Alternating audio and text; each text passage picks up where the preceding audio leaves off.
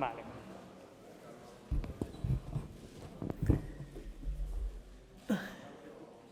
Buenos días.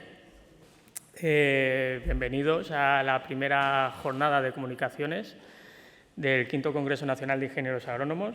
Vamos a empezar con una mesa de bastante nivel. Yo voy a ser encargado de conducirla y de marcarles un poco los tiempos sin que se me enfaden los ponentes. Soy Jorge García, ingeniero agrónomo, y trabajo en una agencia de marketing digital especializada en el sector agroalimentario. Lo primero que me gustaría marcar es el área temática que vamos a abordar ahora, que es innovación y tecnología en el desarrollo rural sostenible, y me gustaría descomponer un poco este título, ¿vale?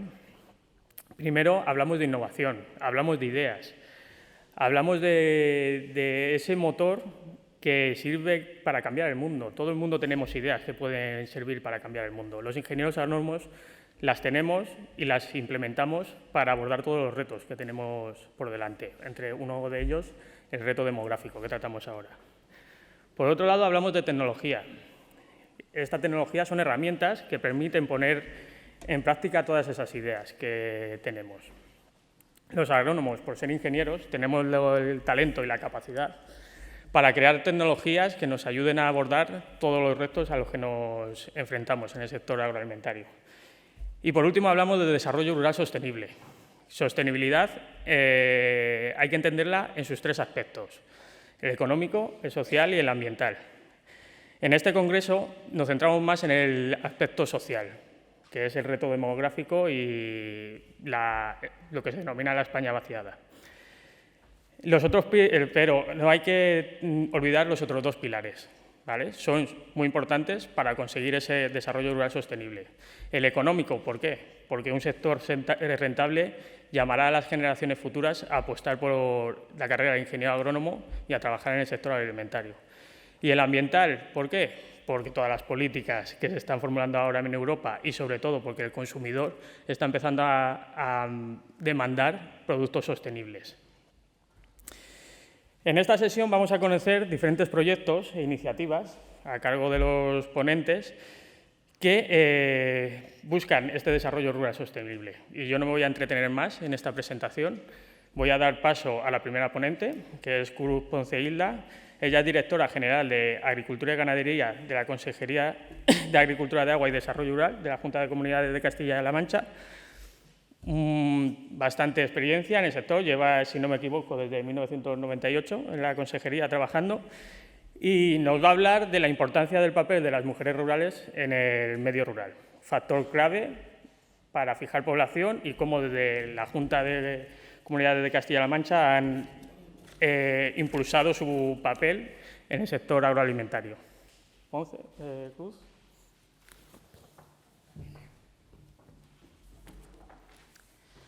Pues muy buenos días a todas y a todos. Muchas gracias, Ania, por la invitación a presentar este tema que nos parece muy importante y crucial en la Consejería, en Castilla-La Mancha, en la Consejería de Agricultura, Agua y Desarrollo Rural.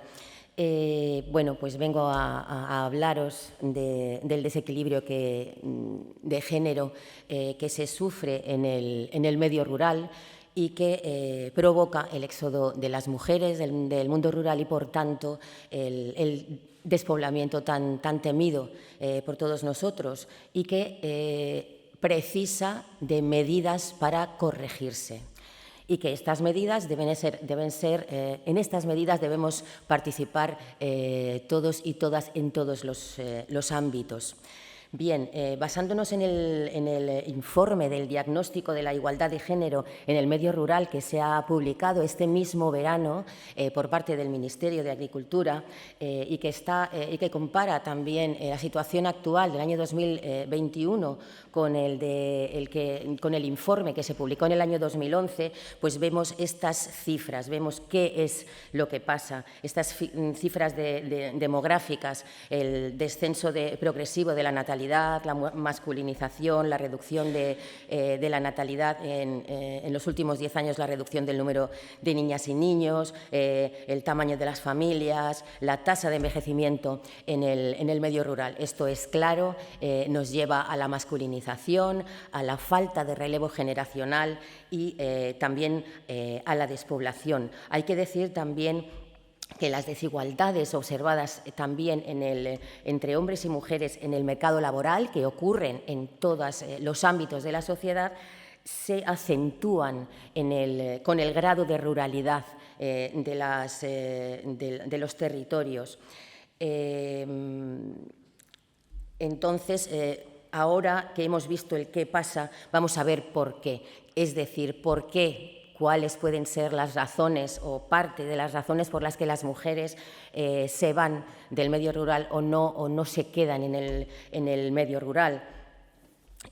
Bueno, pues principalmente esto, por supuesto, que hablo no me refiero al 100% de los casos, por supuesto, pero sí que a la mayoría de las ocasiones. La sobrecarga del trabajo, y me refiero a la casa, los hijos, los mayores, el cuidado el apoyo también en las explotaciones, que este apoyo y estos trabajos y estas tareas no están remuneradas, que no hay seguridad social muchas veces, y esto nos lleva a una falta de autonomía económica y esto es una de las cosas que nos hace a las mujeres no sentirnos cómodas y no pretender y tender, ¿no?, a irnos a otras zonas urbanas, ¿no? Estos estereotipos y estos roles que tienen asignados las mujeres, pues deberíamos intentar romperlos. También hay una cosa muy importante, que es la falta de representatividad en las instituciones. En la toma de decisiones y en las políticas de liderazgo y en las posiciones de liderazgo. Para deciros un dato, otros de los datos que también os voy a trasladar son de Castilla-La Mancha, que es de donde provengo, claro. En las juntas rectoras de las cooperativas de Castilla-La Mancha, que tenemos muchas, por cierto, casi 600, solamente el 10% de las mujeres, solamente el 10% son mujeres, aunque ha evolucionado mucho, pero es una cifra que no deja de llamar la atención, porque es necesaria la participación de las mujeres en todos los ámbitos de la actividad social y económica, en todos los ámbitos. Es que hay que tener en cuenta que somos la mitad de la humanidad y que la visión femenina, la visión de las mujeres, tiene que enriquecer a la sociedad y hacerla más sostenible. Nos vamos ahora a ver, ahora que hemos visto el porqué, cómo podemos abordar todo esto. Pues abordamos esto con las políticas de género, ¿no?, este problema, para corregir esta inequidad. Llevamos mucho tiempo aplicando, teniendo, ¿no?, a nuestra disposición este tipo de medidas de género. Empezamos incluso en el año 48 ya con la Declaración Universal de los Derechos Humanos. Así hemos ido avanzando y en todos los ámbitos, hasta el municipal, tenemos medidas de este tipo. Por mencionar algunas, la Agenda 2030 a nivel internacional, la Ley de Igualdad de 2007 en España, la Ley de Titularidad Compartida, el Plan Estratégico de la PAC, cosa que también luego mencionaré y que es bastante importante, la Ley de las Mujeres Rurales en Castilla-La Mancha, por ejemplo. Hay que decir que las políticas de género tienen un objetivo social, un objetivo que implica cambiar con mentalidades, con costumbres y conciencias, y por lo tanto tarda mucho en dar resultados. Y a la vez, cuando dejan de aplicarse, en perder esos resultados se tarda muy poco, ¿no? No obstante, sí que, por supuesto, se consiguen mejoras. Desde el año 2011, según el programa y el informe que os contaba antes del Ministerio, hay muchas cosas que se han conseguido mejorar, como la brecha de género en el nivel de estudios en el mundo rural, como se ha aumentado la tasa de empleo de las mujeres, se ha reducido la brecha salarial, Y en el ámbito político, por deciros también un ejemplo, desde el año 83 hasta el año 2021 se han multiplicado por 12 el número de alcaldesas que tenemos en Castilla-La Mancha. Eso sí, aún solo suponen el 25% de los municipios. Esto significa que evolucionamos, pero que aún tenemos muchísimo por delante, mucho que avanzar por delante. Aquí tenéis un mapa de Castilla-La Mancha con una clasificación según el nivel de despoblamiento que esta clasificación se ha creado en la Ley de Medidas Económicas, Sociales y Tributarias frente a la despoblación y para el desarrollo rural, que se ha publicado en Castilla-La Mancha en el año 2021 y que, como veis, clasifica como en extrema despoblación todo lo que veis en rojo y en intensa despoblación lo que veis en rosa, por ejemplo. Tened en cuenta que Castilla-La Mancha es una región eminentemente rural, el 90% de su geografía es rural y más del 50% de sus municipios tiene menos de 500 habitantes. Estas causas y esta situación nos mueve en Castilla-La Mancha a trabajar por el reto demográfico y, por supuesto, también por el desarrollo de políticas de igualdad. ¿En qué instrumentos nos hemos apoyado, tanto fuera como desarrollados por nosotros mismos, para la igualdad de género? Pues en leyes como la Ley de Explotaciones en Titularidad Compartida,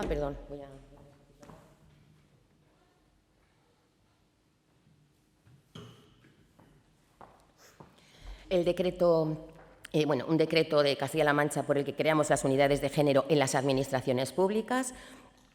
Tenemos un plan estratégico de igualdad en cuyo eje 7 se habla de las mujeres y del medio rural. La Ley 6/2019 del Estatuto de las Mujeres en el Medio Rural, del cual ahora os hablaré brevemente y del que estamos bastante orgullosos de haber publicado. La ley que os he mencionado antes frente a la despoblación y para el desarrollo en el medio rural, que también tiene una mención para las mujeres y hombres, para la igualdad entre mujeres y hombres, y un artículo dedicado a las mujeres que viven en el medio rural, y también los planes estratégicos de la PAC, que han incluido en su objetivo 8 la igualdad de género, incluida la participación de las mujeres en la actividad agraria, y esta es la primera vez que específicamente se menciona en la PAC, en los planes estratégicos, en este caso, o en los reglamentos, los objetivos de la PAC, la igualdad de género y el objetivo de que las mujeres intervengan y que se incentive la actividad agraria. Esta medida, este objetivo, tiene como uno de sus materializaciones el que por primera vez también en la historia las titulares que son mujeres en las ayudas del primer pilar destinadas a los jóvenes agricultores tienen una intensificación de la ayuda, un incremento de la ayuda de un 15%. Y bueno, para ir terminando, no sé cómo voy, jefe de la mesa. Bien, bueno, pues para ir terminando, me gustaría plantearos o explicaros tres de las principales medidas que se aplican en nuestro estatuto, nuestra ley del Estatuto de las Mujeres Rurales en Castilla-La Mancha, que promueve la autonomía y el fortalecimiento de la posición social de las mujeres en el medio rural y garantiza la aplicación de la perspectiva de género en las administraciones públicas. Garantiza que se aplique la perspectiva de género en el medio rural por parte de las administraciones públicas, y esto es importante porque perpetúa en el tiempo esta obligación por parte de las administraciones. Bueno, pues tres de las medidas más importantes, las que veis aquí. La representatividad de las mujeres en el ámbito rural, que implica que las asociaciones y organizaciones profesionales que operen en el ámbito agrario tienen que progresivamente conseguir tener una participación de mujeres mínima del 40% en sus órganos de gobierno. Y esto implica que después de un periodo transitorio, aquellas asociaciones o organizaciones, las OPAs, por ejemplo, cooperativas agroalimentarias, etcétera, si quieren obtener alguna subvención de la Administración, tienen que cumplir esta condición a partir de diciembre del año 2023. Por otra parte, tenemos la priorización de la titularidad de las mujeres en las subvenciones. En las normas reguladoras de las ayudas se tendrá que priorizar la titularidad de las mujeres con al menos un 20% del máximo de la puntuación máxima alcanzable o, según los casos, por ejemplo, intensificar la cantidad de la subvención. Y, por último, pues que en los cursos de formación que se da a los jóvenes agricultores que se incorporan por primera vez a la actividad agraria, en estos cursos se tendrá que incorporar contenido relacionado con la igualdad de género.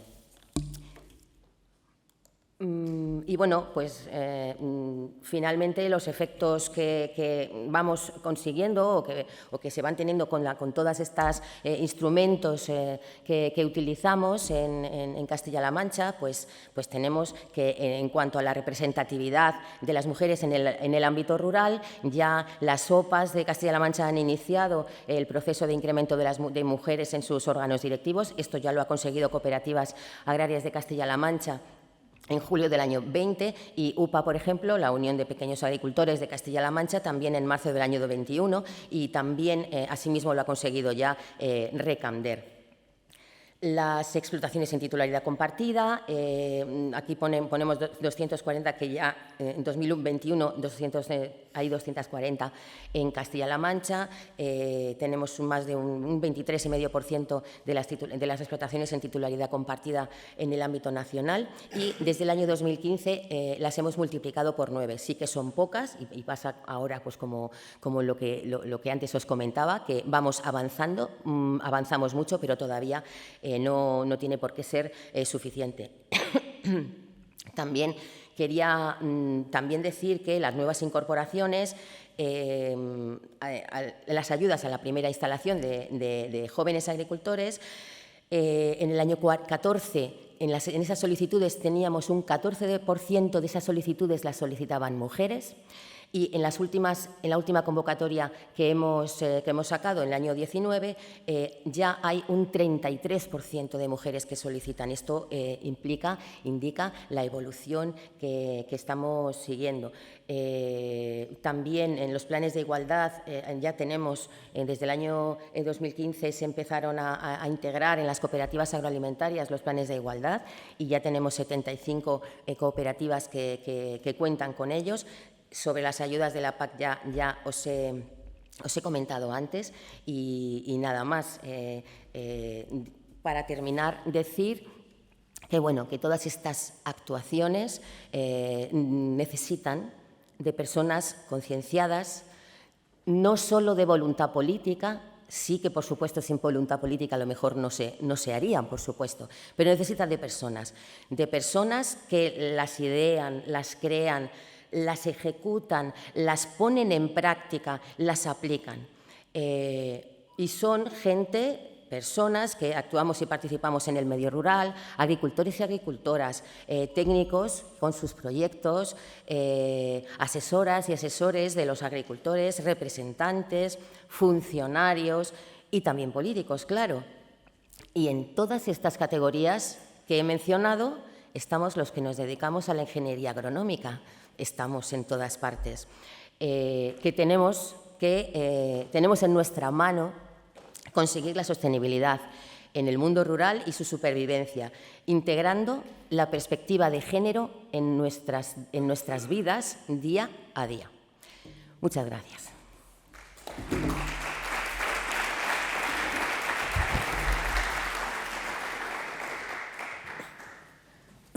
Muchas gracias, Cruz. Creo que datos muy reveladores. Sería interesante verlos también si el estudio que se ha hecho en Castilla-La Mancha a nivel nacional sigue con los mismos datos, tiene datos parecidos, etcétera, para también actuar de forma conjunta. Lo que me quedo es con una frase que has dicho: hay que trabajar tenemos margen de mejora y hay que seguir trabajando, porque si se deja de trabajar en ese aspecto es algo que se termina por caer en el olvido. Vale, pues vamos a abordar la siguiente ponencia, que vamos a hablar sobre innovación alimentaria, ¿vale? Una innovación alimentaria que va transversal desde el cultivo hasta la mesa. Es un tema muy interesante porque va muy en hilo de todas las nuevas líneas de consumo, este culto al cuerpo, a la salud, etcétera. Se demandan cada vez más productos de origen 100% natural y para ello nos van a hablar Santi Aliaga, CEO de Circular Foods, y Daniel Plaza Bonilla. Becario Ramón y Cajal de la Universidad de Lleida, es doctor ingeniero agrónomo desde el año 2013, con matrícula de honor, creo, y ha estado trabajando en numerosos proyectos de innovación y nos van a hablar de la cadena de valor de alimentos 100% vegetales. Cuando queráis, vuestro turno.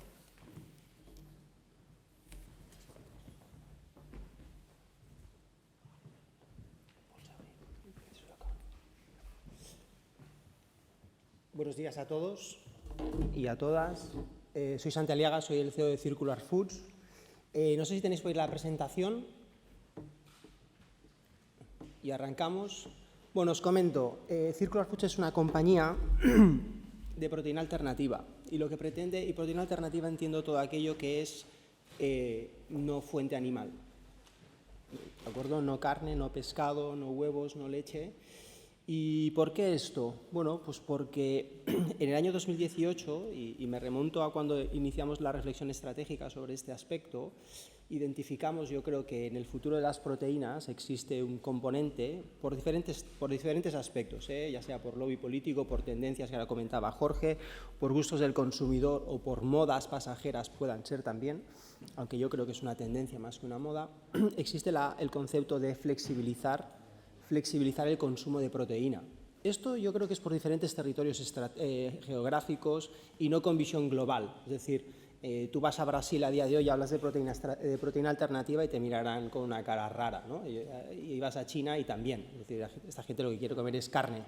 Pero bueno, hay escenarios geográficos como puede ser Europa, donde somos ricos y benestantes a nivel global, donde existe una corriente. Yo también, como decía Cruz, con cierta voluntad política también de flexibilizar el consumo de proteína. Pues bien, cuando nosotros pensamos esta compañía en el 2018 y después de analizar algunas cosas, identificábamos que a nivel estratégico había un concepto importante, no solo por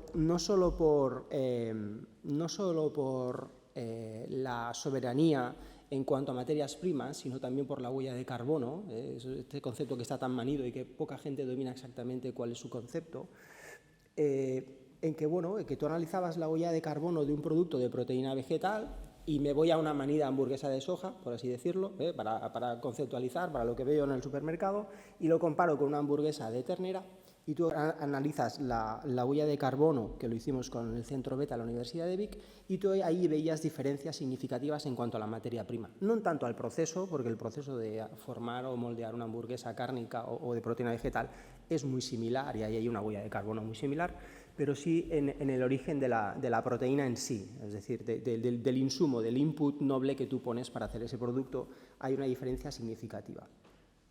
Entonces vimos esto y dijimos, bueno, aquí tenemos una tendencia importante en cuanto a flexibilización del consumo proteico, tenemos una dependencia de los mercados internacionales en cuanto a proteínas vegetales y tenemos un arrastre de una huella de carbono significativa por todo el tema de la importación de las materias primas, en este caso vegetales, que no son granos de soja, sino son productos que ya tienen un valor añadido, que son productos texturizados y concentrados, es decir, donde cogemos la haba de soja, la pasamos de un 44 de proteínas y los llevamos a un 70, que es lo que es nuestra materia prima para hacer productos. Todo eso lo importamos, ese valor se queda fuera tanto en la parte agronómica como en la parte de concentración industrial de la proteína. Bueno, entonces nosotros dijimos, bueno, ¿esto tiene sentido que lo hagamos en España? Porque conceptualmente, yo soy economista, no tengo conocimientos de agronomía, para esto está Daniel, ni de ingeniería, no soy agrónomo, ustedes saben mucho más que yo, pero ¿todo esto tiene sentido estratégico y a nivel de cuenta de resultados que planteemos que se haga en España? Luego vino la pandemia y esto ha cambiado un poco también las mentalidades. Pues ¿tiene sentido? Bueno, pues con esta idea de tiene sentido, dice, bueno, puede tener sentido producir soja en España o leguminosas o guisante o algarrobas, lo que sea, tiene sentido si existe una cadena de valor, una cadena de suministro que en cada uno de los eslabones genere un margen y genere pues una riqueza para que pueda ser compartida. Si no, no tiene sentido. Si no, las cadenas de valor donde no ganan los eslabones, al final se rompen. Y esto tenemos muchos ejemplos en la parte primaria y en la parte industrial. Por eso está todo el tema del observatorio de la formación de precios en la cadena agroalimentaria. Nada más que por eso. Bueno, pues entonces con esta idea dijimos, bueno, pues ¿quién sabe de esto? Entonces identificamos una serie de eslabones y de personas, que muchas veces, como decía Cruz, esto es un tema de personas, que saben de esto. Y la idea es clara, es decir, ¿tiene sentido producir soja o guisante en el Valle del Ebro, por ejemplo? Luego conversaciones, hay otros sitios en España donde puede tener sentido. ¿Tiene sentido producir eso, que el agricultor se gane la vida, llevarlo a una planta donde se concentre esa proteína y el que hace ese paso industrial se gane la vida, que eso venga a una planta donde hacemos productos finalistas en base a proteína vegetal y nos llegue a un coste competitivo con lo que yo puedo importar de Estados Unidos o puedo importar de Holanda o de China o de cualquier otro sitio? ¿Tiene sentido? Y me dé una calidad y me dé una recurrencia y me dé una soberanía también y una diversificación de las fuentes de proveedores para que estratégicamente la cuenta de resultados esté bien formada. Y luego yo con eso hacer productos y venderlos y ser competitivo en el mundo. ¿Todo eso tiene sentido? Pues bueno, lo hemos analizado con todas estas personas que hay aquí, Semillas Valle, Universidad de Lérida, Cooperativa Artesa, Elian, y en las diferentes fases os explicaré, y nosotros de Circular, y parece que tiene sentido, ¿de acuerdo? Parece que tiene sentido. Entonces, yo me gustaría hacer la palabra a Daniel, que es el que más sabe de todo esto, de la parte del campo. Yo luego lo recogeré donde me deje el debate para continuar con la parte industrial. Y tú, Daniel, por favor, ilústranos con todo lo que sabes en si tiene sentido o no producir soja en España. Muy bien, gracias. Yo soy Daniel Plaza, soy investigador en la Universidad de Lleida, como ha dicho el moderador. Y bien, yo creo que tiene sentido y está en la línea de distintos proyectos de investigación y desarrollo que estábamos llevando a cabo en el momento en el que, digamos, fuimos llamados a participar en la iniciativa. Nosotros representamos el socio académico, el socio de la investigación, ¿no? El socio que debe generar conocimiento partiendo, en nuestro caso, de la financiación pública en mayor medida, ¿no? En este ámbito de la proteína, es un ámbito de mucho interés para Europa desde hace 3 décadas, como mínimo, como un tema geoestratégico, ¿no? Y, por ejemplo, en relación con ello, estamos participando en un proyecto a nivel europeo que se llama Legum Gap, que está por terminar, que pretende reducir la brecha de rendimiento de las leguminosas. Se centra en 2 leguminosas de alta concentración de proteína, como es la soja y el aboncillo o los habines, que, digamos, cubren un nicho muy importante en el ámbito europeo y cubrirán, porque el fenómeno del cambio climático puede abrir zonas productivas en Europa más, digamos, septentrionales, incluso para la soja. Y en este proyecto tratamos de reducir la brecha de producción. Como ya sabéis, las leguminosas presentan una importante brecha de rendimiento. Tienen un elevado potencial, pero no somos capaces de conseguirlo, ¿no? Ello, en el ámbito del proyecto, lo trabajamos mediante estudios de modelización, la evaluación de material vegetal preexistente y otro que no es comercial, que no está registrado, que tiene elevado interés, ensayos agronómicos a gran escala en el que ponemos en práctica técnicas innovadoras, etc. Así como otros proyectos como Biodiversify o Lex Sapiens que tratan de introducir esas leguminosas a escala de sistema de cultivo para dotar los sistemas de cultivo actuales de una mayor resiliencia y sostenibilidad. Bien, como muchos sabréis, los compañeros agrónomos, quizá también los compañeros economistas del ámbito que nos ocupa, el ámbito rural y otros, los sistemas de producción extensivos presentan una serie de limitaciones, ¿no? En el caso del regadío, para los cultivos de grano están muy basados en el maíz. El ejemplo es el Valle del Ebro, ¿no? Tenemos una enorme superficie de sistemas de maiceros casi en monocultivo, porque hay pocas alternativas, digamos, rentables, interesantes, apetecibles para los productores frente a ese cultivo que dominamos, con el que alcanzamos una elevada productividad. Pero eso nos hace frágiles, es decir, somos grandes productores, pero muy focalizados en un único cultivo que, dada su buena productividad, y eso no es peyorativo, tiene una elevada demanda de insumos, de recursos, recurso agua, recurso nitrógeno, puede abastecerse mediante formas sintéticas o formas orgánicas, y luego todo el tema de los insumos de síntesis, ¿no? Que, como ya sabéis, Europa digamos, está a la zaga de su reducción, minoración, y todo eso conlleva una serie de cambios en las estrategias. Por ello, estos sistemas actuales tienen muy pocas alternativas. Y aquí es donde aparece la posibilidad, en el caso del regadío sería, por ejemplo, la soja, un cultivo de alta concentración en proteína, es decir, nos focalizamos, entre otros, en la soja porque pocas leguminosas alcanzan en grano una concentración mayor al 40% de proteína, y ese cultivo, si somos capaces que la industria, la cadena global, le genere un mayor valor añadido, puede repercutir en el sector productivo y aparecer como una alternativa interesante para estos sistemas. Esa introducción de cultivos alternativos, en ningún caso sustitución, como consecuencia debe reducir o tiene la capacidad de reducir riesgos, ¿no? Riesgos agronómicos, económicos, etcétera, etcétera. Y además, y esto es, digamos, de primero de libro de agronomía, siempre digo bromeando, como buena leguminosa tiene la capacidad de fijar nitrógeno de forma biológica, y eso es una estrategia o un proceso muy interesante porque nos permite o nos permitiría hacer nuestros sistemas menos dependientes del nitrógeno de síntesis, reduciendo así la huella de carbono del sistema global productivo y en forma de emisiones tanto directas como indirectas de gases de efecto invernadero a la atmósfera.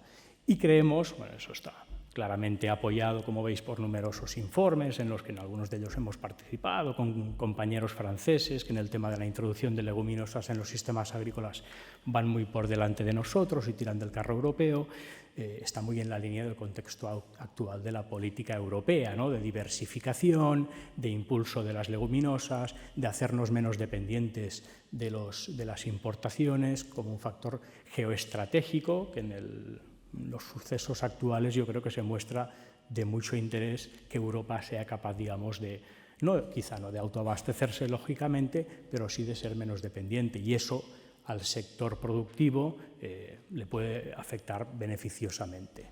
Y simplemente para volver a pasar el turno a Santi, todo eso bajo mi punto de vista debe ir acompañado de conocimiento, y conocimiento creo yo, local, porque la agronomía siempre tiene una serie de limitaciones o idiosincrasia local, edáfico, climático, que requiere de generar datos, estudios a nivel local. Bien, Santi, si quieres te doy la palabra. Sí. Gracias. Bueno, pues como nos decía Daniel, mi primera cuestión era, oye, ¿esto tiene sentido? Y entonces Daniel nos dijo, tiene sentido tener una producción de leguminosas local. Muy bien. Bueno, y si lo haces, ¿con qué tiene sentido? Y bueno, pues ya que te pones, intenta que las semillas que plantes estén optimizadas. ¿Por qué? Porque a nosotros al final nos interesa tener cuanto más concentración de proteína en la semilla, mejor. ¿Por qué? Porque te ahorras un proceso de concentración en una planta de concentración. ¿Y qué significa eso? Que al ahorrarte un proceso reduces significativamente la huella de carbono y te ahorras algún proceso químico de separación y de concentración por hexano.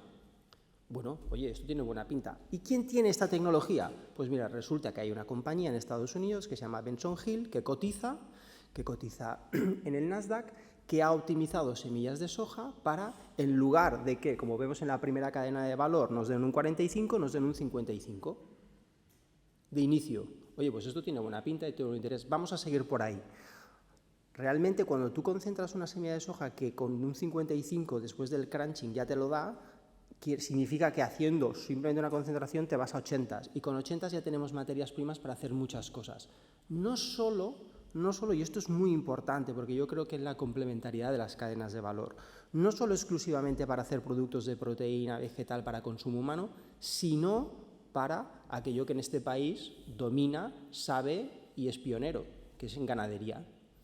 No solo ganadería, sino acuicultura, donde seguramente en este país no somos líderes mundiales, pero por ejemplo en porcino sí. Bueno, esta tecnología existe, este desarrollo existe, tendría sentido que lo trajésemos y lo utilizásemos en España. Por eso necesitamos una planta. Esta es nuestra planta, esta es donde hacemos las cosas que nos podemos encontrar en los supermercados y nos podemos encontrar en los restaurantes. Esta es la mía, esta es yo diría, nuestro bomboncito que le llamamos. Pero sí que es cierto que lo que decíamos de Lian, que es la compañía que en este caso representa a Andreu, tiene el proyecto de instalar, no es un proyecto que digamos... yo quería decir sobre este proyecto que no es un proyecto que estemos presentando aquí porque son 4 Exceles y 3 PowerPoints bien armados, bien maquetados, bonitos. No, no. Este proyecto se ha presentado al presidente de la Generalitat de Cataluña 2 veces, se ha compartido con diferentes comunidades autónomas y tiene visos de, yo diría, sostenibilidad, lo que decía Jorge al principio, de sostenibilidad económica, sostenibilidad social y sostenibilidad ambiental. Quiere decir que cumplimos las 3 cosas, porque aquí nos hemos juntado economistas, gente de negocio, gente de campo y gente que sabe de todo esto. Entonces el proyecto acaba con una planta que optimiza la concentración de proteína ubicada en el puerto de Barcelona, donde mejor que no, porque nunca vamos a obviar que siempre tendremos que importar materia prima vegetal, porque es una commodity y tendremos que estar, y está en el puerto de Barcelona por cuestiones de trasiego de mercancías, por cuestiones de instalación al lado de las plantas que a día de hoy acopian estos productos y por cuestiones de sostenibilidad por uso de agua del puerto y todos estos conceptos. Y finalmente aquí está nuestra planta donde queremos hacer productos para que la gente se los coma y los disfruta, pero bien hechos, con un concepto de sostenibilidad significativo e importante, donde hemos hecho diferentes cosas para que esta planta sea neutra en carbono, yo creo a finales de este año, con 4 cositas que vamos a hacer, donde tenga una financiación verde y donde esperamos que desde aquí podamos cumplir con la satisfacción y las necesidades de clientes, no solo de aquí, sino de fuera. Pero por diferentes contactos que hemos tenido, cuando vas a vender fuera, vas a vender a China o vas a vender a Estados Unidos o Latinoamérica, tienes 2 interrogantes que este proyecto puede cumplir y puede solventar. 1, los costes, porque no llegas, no compites. Y 2, el origen y la sostenibilidad.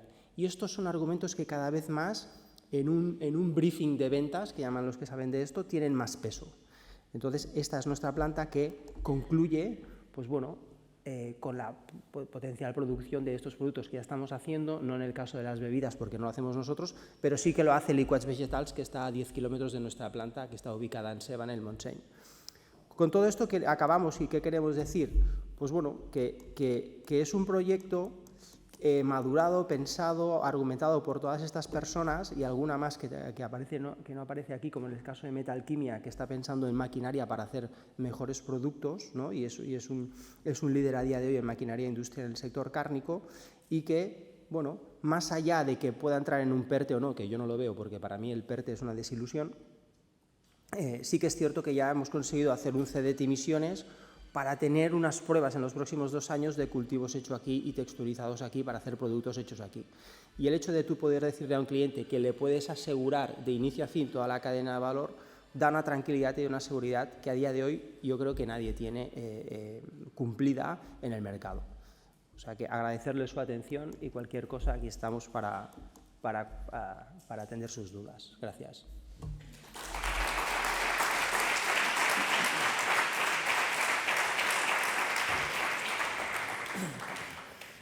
Muchas gracias, Daniel, Santi. La verdad es que es muy interesante y sobre todo un concepto me quedó, diversificación.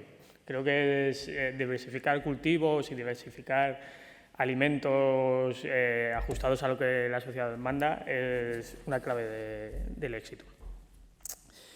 Y de la nutrición humana vamos a ir a la nutrición de cultivos. Para ello tenemos a Javier González Padroma, director de innovación del Grupo Fertiberia, desde hace 7 años, 16 años en el Grupo Fertiberia. Y vamos a hablar de fertilizantes porque hemos hablado al principio de tecnologías, herramientas, pues los fertilizantes al final son una de las herramientas que utiliza el sector agrario para ser más productivo. Y al igual que los fitosanitarios, las nuevas políticas verdes de Europa están apostando por un uso eficiente de estos insumos y Javier nos va a hablar de una estrategia de fertilización eficiente para obtener una rentabilidad verde. Pues cuando quieras, Javier. Muchas gracias. Buenos días a todos. Es un placer para Fertiberia que el colegio nos haya podido invitar a este evento, donde tengamos la oportunidad de contaros cuáles son los pasos que desde la compañía estamos siguiendo en esta carrera que desde Europa estamos siguiendo todos desde nuestro sector hacia la sostenibilidad, hacia ese greening que vamos buscando de una manera obligatoria, porque las empresas del futuro o son verdes o no lo serán. Es algo claro que tenemos todo que interiorizar de una manera evidente. Dentro de un sector como es el de la fabricación de fertilizantes, que es un sector de la química, un sector de síntesis, nos encontramos con que en Fertiberia, siendo un referente a nivel europeo, con una posición industrial de 14 plantas en la península ibérica y en Francia, estamos en continua búsqueda de cuáles son las mejores maneras de poder utilizar nuestros productos. No se le escapará a nadie que el primer interesado en que un agricultor utilice el fertilizante de la manera adecuada, a la dosis adecuada y que funcione lo máximo posible, es el que vende el fertilizante, porque el año que viene repite y le ve la productividad y ve la rentabilidad, y el agricultor insistirá una y otra vez en el uso de nuestros productos. Estamos en lucha continua de investigación, de conocimiento, de trabajo, desde que la compañía existe. Fijaros que Fertiberia tiene más de cerca de 60, 70 años, es la fusión de distintas compañías. Ya en 1970, en la fábrica de Huelva, abrimos un laboratorio agronómico. Un laboratorio agronómico que se dedica a hacer análisis de suelo para hacer recomendaciones, las mejores recomendaciones, con las mejores técnicas de interpretación que se puedan utilizar en aquella época. Desde 1970 hasta 2006, que se lanzó un programa de interpretación que se llama SIDRA, en el cual recogemos todo el conocimiento de todos estos análisis que hemos ido haciendo durante estos años, donde hemos creado nuestras propias tablas de interpretación y utilizamos tecnologías basadas en el Big Data, con estudios porcentuales basados en la metodología DRIS, que podemos estudiar cultivos. Tenemos estudiado todos los cultivos de España, para interpretar foliarmente cuáles son sus necesidades, que unido con el análisis del suelo nos da una foto muy real de la interpretación de fertilización que tenemos que hacer. Estamos trabajando en ese sentido desde hace muchísimos años. Desde cuando la compañía creó este laboratorio y en los años 70 el agricultor empezaron los primeros fertilizantes al mercado, no existía todavía la importación, nada más que existían las fábricas de fabricación nacional, lo que era Cross, Explosivos Río Tinto, que todo esto han sido luego compañías que se han fusionado, lo que hoy es Fertiberia. Había más técnicos en el campo, agrónomos, enseñándole a los agricultores a manejar los fertilizantes que técnicos comerciales vendiendo productos. Hoy en día se le ha dado la vuelta al jamón. Hoy hay más técnicos en la calle vendiendo que técnicos asesorando, ¿no? De hecho, se hace una venta muy asesorada y no hay ni un solo comercial en el sector nuestro que tenga una formación agronómica también, como un nicho más de trabajo para los agrónomos, ¿no? Cuando empezamos con esta vocación de transmisión del conocimiento, a partir de los años 2000 empezamos a generar una relación que está siendo muy fructífera, y es la relación universidad-empresa. En 2006 montamos la primera cátedra que Fertiberia monta, se monta en la UPM en Madrid, la cátedra de estudios agroambientales, y en 2017 montamos el Centro de Tecnologías Agroambientales, que está montado en la Universidad de Sevilla, desde el cual desarrollamos las nuevas tecnologías que incorporamos a los fertilizantes que fabricamos, porque nos damos cuenta que el uso tradicional de los fertilizantes tiene un escalón que es posible superar si aumentamos la eficiencia de los nutrientes. Para todo esto utilizamos tecnologías desarrolladas como protecciones contra los nutrientes. ¿Para qué voy a hablar de la tendencia que hay sobre proteger las emisiones al medio, tanto de NO2 o de amoníaco o de nitritos o de nitratos al suelo a través de las lisivaciones? Hemos lanzado fertilizantes con protectores biodegradables que protegen la liberación de este nitrógeno en el suelo. Hemos incorporado al Ministerio la autorización de un nuevo inhibidor que lo incorporamos en nuestros fertilizantes nitrogenados, que reduce la lixiviación de este nitrógeno en el suelo. Utilizamos distintas tecnologías que hacen que potenciemos los nutrientes que incorporamos en nuestros fertilizantes, teniendo una línea de fertilizantes algo más diferenciada que permite a los agricultores obtener mayores rendimientos. Como dato, el año pasado, por primera vez, después de muchísimo tiempo, como un objetivo claro de tender hacia fertilizantes realmente más eficientes, el 52% de las ventas de Fertiberia se centraron en fertilizantes de la línea Specialty, productos que son más eficientes que los productos tradicionales. Esa es nuestra tendencia y ese es el camino que estamos siguiendo en el mercado. Y, por último, la tendencia real y más presente ahora mismo, y quizá la más vistosa porque es la que más repercusión va a tener socialmente, es el uso de la descarbonización como objetivo de todos nuestros procesos productivos. En este sentido, Fertiberia se ha marcado como la primera empresa del sector un objetivo en 2035, de tal manera que para ese año toda su fabricación tendrá unas emisiones neutras sobre huella de carbono. Para eso estamos llevando distintas estrategias. La primera es el uso de economía circular, lo que son materias primas que podemos utilizar en la fabricación de fertilizantes y que reducen de una manera muy importante la huella de carbono de los fertilizantes que ponemos en el mercado. Por otro lado, el uso de la biotecnología. La biotecnología es ahora mismo está muy de moda y lo vamos a ver en los próximos años. Comentabas anteriormente, al principio de mi presentación, que seguimos muchas estrategias, no solo para la fertilización, sino también para la bioestimulación de cultivos y para la protección de cultivos. En este sentido, Fertiberia hace 3 meses ha salido al mercado y hemos incorporado a nuestro grupo una empresa de biotecnología especialista en multiplicar microorganismos, seleccionar microorganismos que tienen un efecto beneficioso para las plantas, que tienen un efecto de bioprotección, que tienen un efecto de bioestimulación y que en los próximos meses vamos a incorporar a nuestros fertilizantes y crearemos nuevas líneas de negocio y de asesoramiento, de apoyo a los agricultores que compran nuestros productos, ¿no? Y por último, y seguro que es lo más llamativo de todo esto, porque es lo más actualizado y también lo más potente, el uso de fertilizantes verdes. Fertilizantes que tienen 0 huella de carbono, es decir, que no emiten CO2 al medio. Esto es una novedad que precisamente en Castilla y León es donde se está empezando a hacer realidad, en la fábrica que tenemos en Puerto Llano. Por hacer un recorrido corto, muchos de ustedes conocerán el proceso Haber-Bosch, por el cual se capta nitrógeno del aire y, a través del hidrógeno procedente del gas natural, podemos fabricar amoníaco, y el amoníaco es la base de la fabricación de los fertilizantes nitrogenados. Bueno, pues a principios de siglo, 2 premios Nobel fueron otorgados a Haber y a Bosch por el desarrollo de esta tecnología que te permitía fabricar amoníaco. Esto que hacen las leguminosas, que ha comentado el anterior ponente, de una manera natural, en una fábrica natural, a través de simbiosis con los rizobios, lo hacemos nosotros de una manera de síntesis a través de nuestras plantas. Esto ha permitido, si veis la curva de crecimiento de la población, que es que con esta revolución verde que se produjo a mediados de siglo, pudiésemos conseguir que por hectárea duplicásemos y triplicásemos las producciones de cultivo.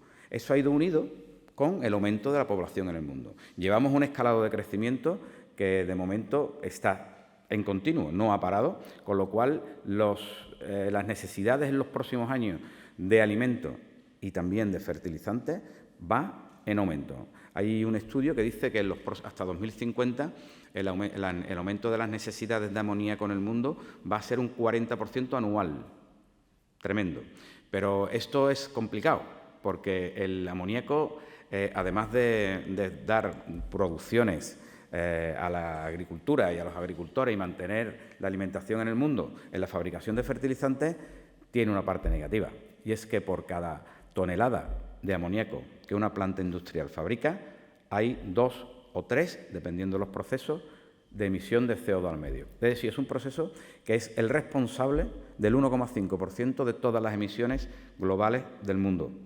Es mucho para una industria como es la del fertilizante. Si conseguimos transportar este proceso de tal manera que no emitamos emisiones al medio, tendremos que el 55% de los fertilizantes que se usan en el mundo, que están basados en el nitrógeno, tendrán una reducción de la huella de carbono importante. Esto lo veremos en los próximos años. En Puerto Llano hemos montado la primera planta piloto del mundo, en Europa. En el mundo hay más, pero la primera industrial aquí en Europa, en la que ya tenemos amoníaco verde y estamos fabricando fertilizantes con 0 huella de carbono. ¿Cómo lo hacemos? Pues si el nitrógeno lo cogemos del aire en el proceso de la fabricación de amoníaco, es un gas, es un elemento que no tenemos problemas de suministro, hay muchísimo nitrógeno en el aire. Y el hidrógeno lo obtenemos de la combustión del gas natural, de ahí cuando captamos el hidrógeno es donde se elimina el CO2.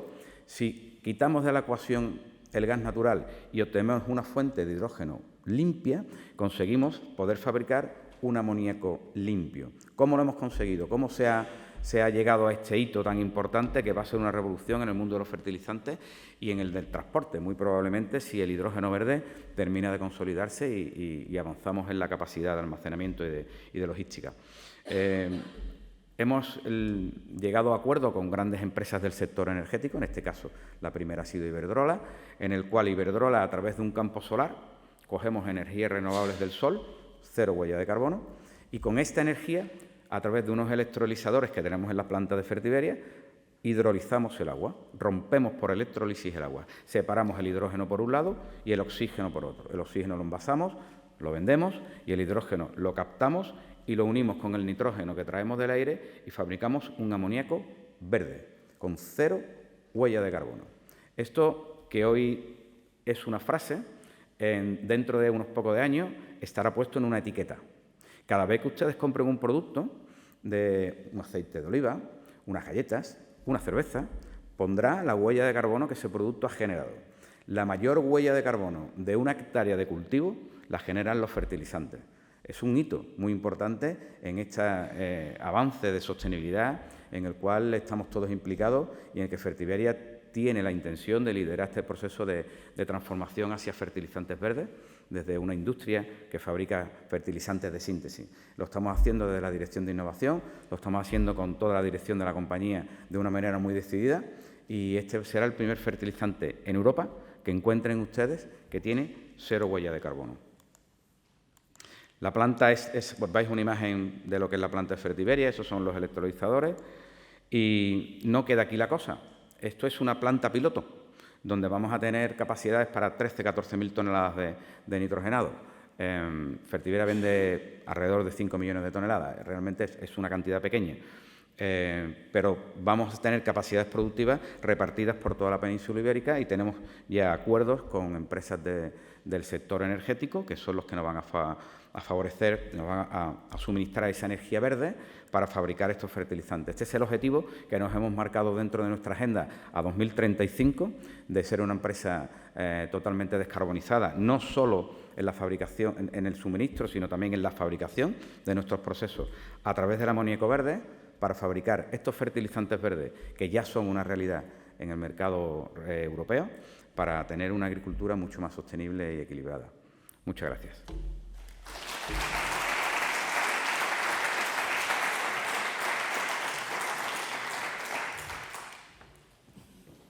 Muchas gracias, Javier. Resulta muy interesante ver cómo empresas como Fertiberia no solo innovan en los productos que dan en este caso a los agricultores, sino también en ese proceso que no siempre se ve, que es la producción, intentar bajar la reducción de los GEIS en la producción de fertilizantes.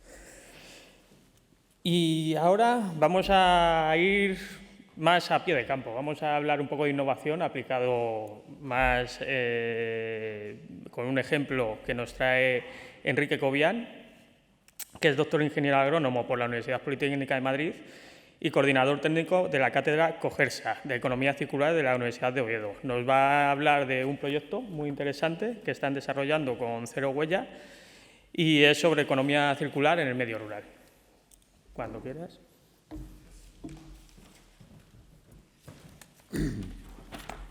Muchas gracias. Buenos días a todos. Bueno, yo voy a empezar recordando algunas cosas que se dijeron ayer, algunas ideas que se trataron. y rescato 3 en concreto, ¿vale? La primera de ellas es la importancia social de la gente del campo, ¿vale? Por otro lado, la desconexión social con el ámbito rural, en la cual yo creo que precisamente ese ámbito urbano en el que se acumula la mayor parte de la población es más responsable que no al revés. Y por otro, la capacidad del medio rural para generar riqueza, ¿vale?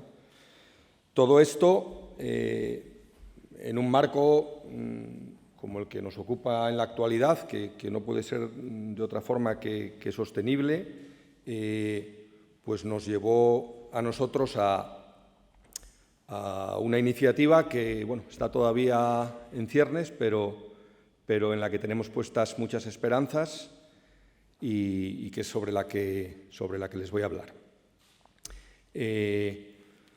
Hablaremos primero un poco de despoblamiento rural, por contextualizar un poco las cosas y bueno, hacer mención a algunas cuestiones que quizás nos han hecho todavía y que me parecen importantes. Una breve reseña de la aportación del medio rural a la economía de mercado, sostenibilidad y circularidad, y luego ya pues, veremos una visión de conjunto con algunos ejemplos de buenas prácticas y terminaremos hablando pues de lo que aspira a ser nuestra iniciativa Granja Rosario. Bueno, lo que vemos ahora en la pantalla es un mapa de densidad de población del año 2020, del cual yo creo que es fácil sacar conclusiones, ¿vale? Las zonas más claras son las zonas más despobladas.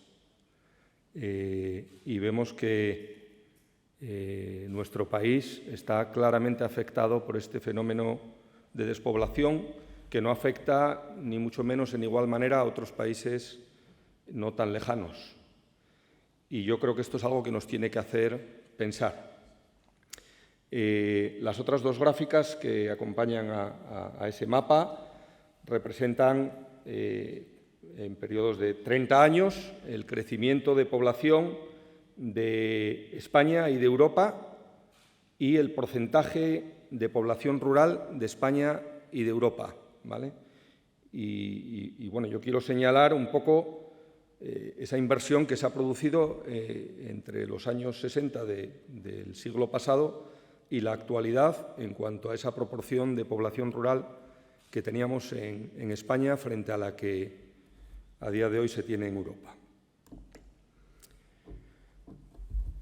A mí me gusta siempre destacar que esto no es un problema del medio rural, es un problema de la sociedad en general y que yo creo que es algo que tenemos que poner encima de la mesa porque parece que no siempre está claro, ¿no? Se habla del problema del medio rural. El problema yo creo que es de todos. Bueno, esas 2 fotografías que aparecen ahí yo creo que ejemplifican un poco de lo que estamos hablando.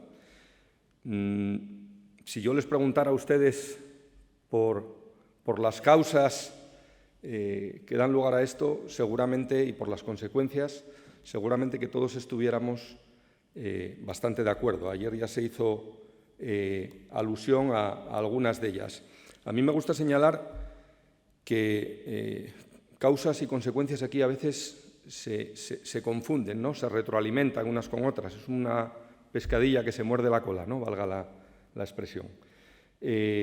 Por un lado tenemos la concentración de la industria y los servicios en porciones pequeñas del territorio, la disminución y pérdida de rentas agrarias, que lógicamente hace disminuir el nivel de vida, la falta de oportunidades, la inadecuación de las infraestructuras agrarias, en las cuales yo sigo diciendo que hay mucho que hacer, por lo menos en algunas partes del territorio, y bueno, esa pujanza de lo urbano a la que ya se hizo alguna referencia.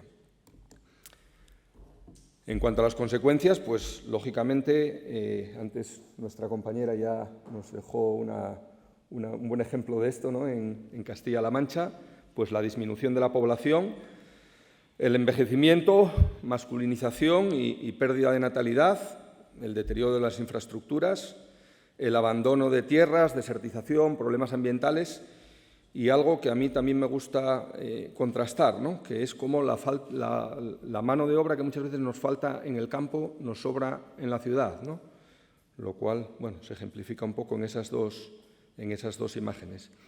A mí me gusta, cuando hablo con la gente que se ha ido del campo a la ciudad, preguntarle por una cosa que me parece sustancial, y es si sus expectativas se ven cumplidas. No siempre me encuentro una respuesta afirmativa, y eso es algo que yo creo que nos tiene que hacer pensar. Bueno, hablando de la aportación del medio rural a la economía, ya ayer se dieron algunos datos que, bueno, quizás se resumen ahí también. España está en el pelotón de cabeza, ¿no?, de aportación del PIB agrícola a la Unión Europea de los 27. A mí me gusta hacer otra lectura que va un poquito más allá. Voy a coger un poco de agua.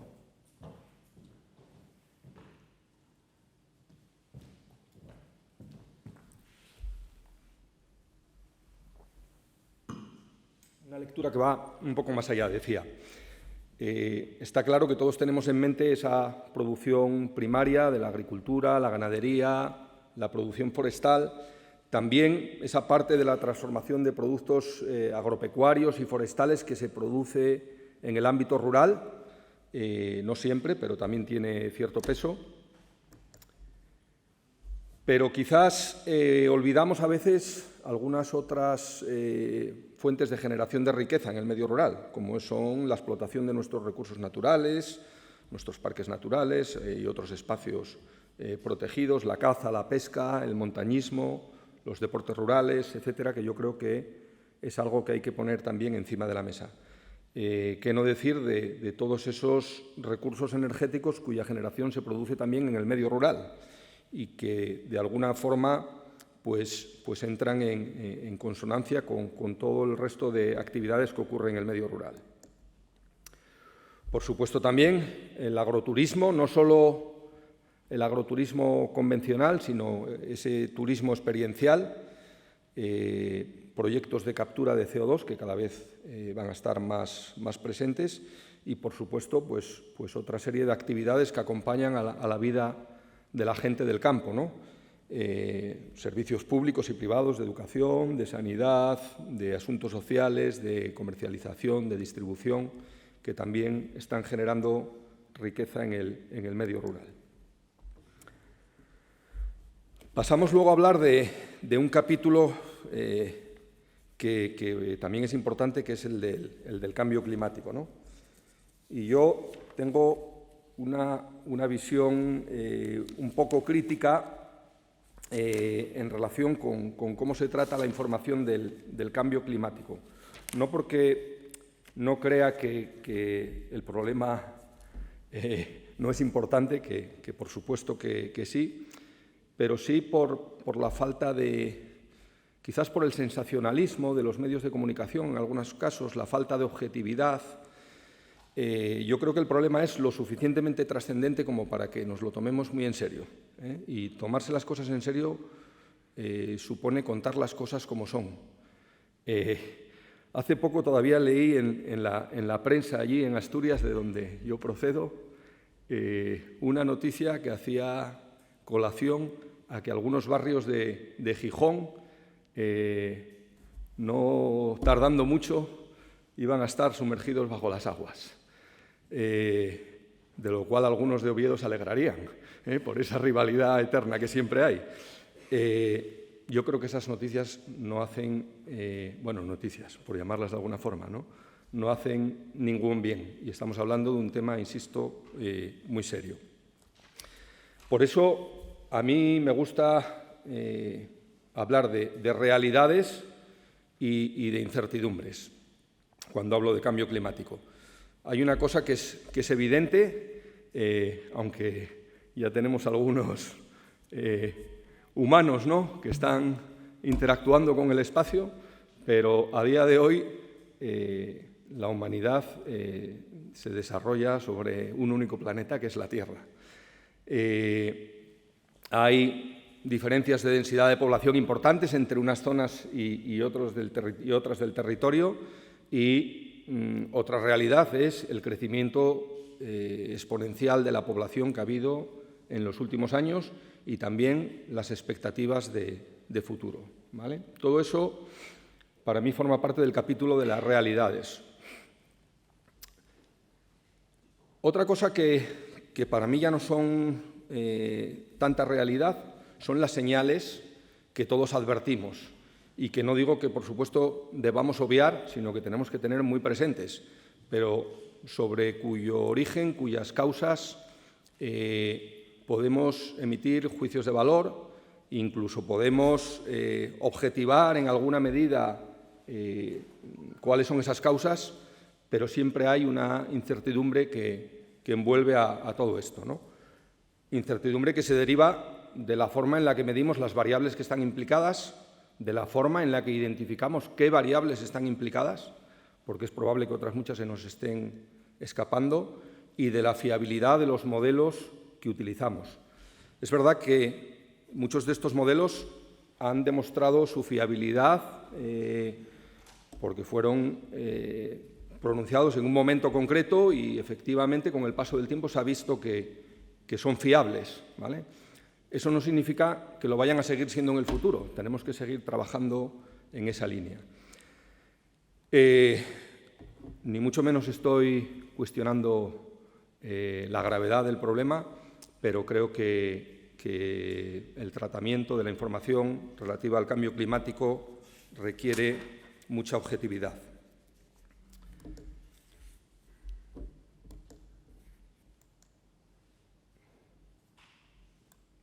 Ahora. Bien, todo esto, y ya desde hace mucho tiempo, fue lo que llevó, estamos hablando de hace 50 años, a la elaboración del informe Meadows sobre los límites de crecimiento.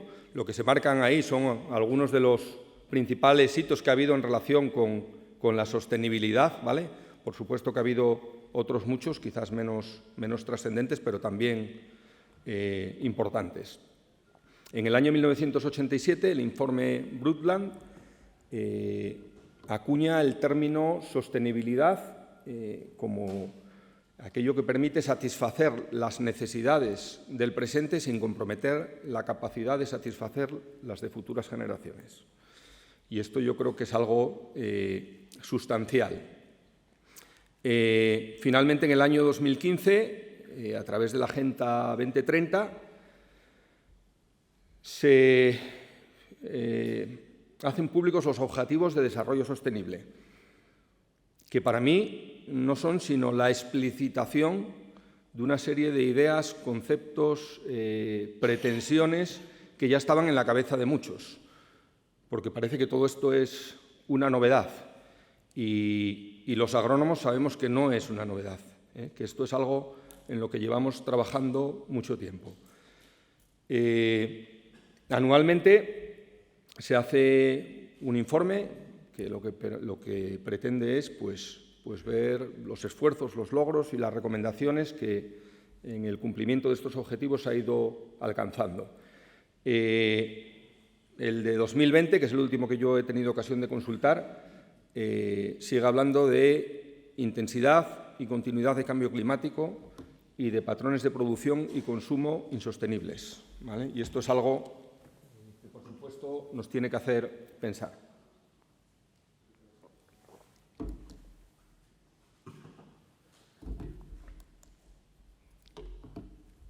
Las premisas de los Objetivos de Desarrollo se basan en el compromiso institucional, en la implicación de agentes y en el consenso social. El estado del arte sobre la cuestión permite pues llegar a algunas conclusiones. Por un lado, la importancia de la concienciación y de la formación, la multidisciplinariedad y multisectorialidad de la cuestión, la importancia y complejidad de su medición y la relación con la responsabilidad social corporativa, lo cual parece lógico.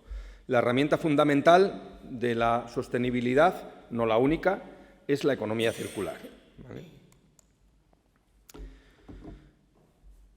La economía circular que, bueno, como ya antes decía, ha estado presente ya mucho antes de que se hablara de ella. Hay muchas escuelas de pensamiento que hacían alusión a los principios de la economía circular antes de que se llamara así, y hay muchas tradiciones y costumbres propias del medio rural, muchas de ellas que están relacionadas con la economía circular, como la adaptación de los ciclos diarios de vida a la luz, por ejemplo.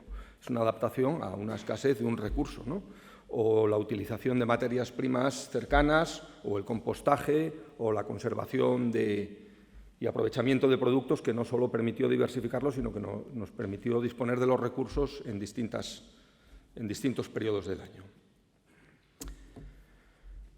Bien, en este contexto de despoblamiento rural, sostenibilidad y economía circular, yo quiero poner en valor la importante actividad política, fundamentalmente estratégica, que ha habido en los últimos años en relación con todas estas cuestiones.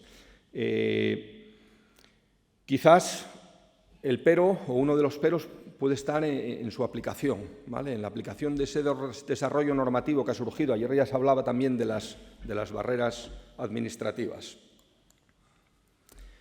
Por otro lado, es importante, y esto es algo que se señala mucho en el ámbito académico,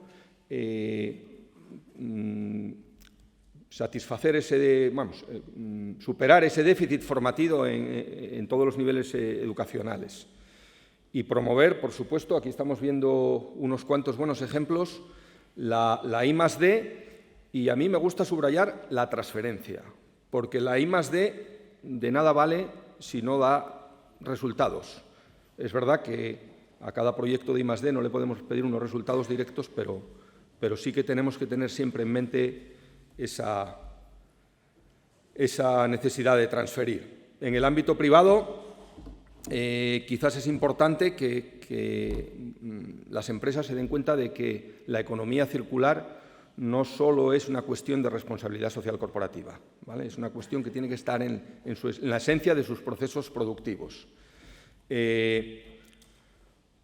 Por supuesto, se advierten diferencias entre grandes, pequeñas y medianas corporaciones, y eso es algo que tenemos que tener muy presente porque nuestra estructura empresarial pues nos obliga a ello. También poner en valor las iniciativas ciudadanas y seguir insistiendo en la necesidad de concienciar a la población.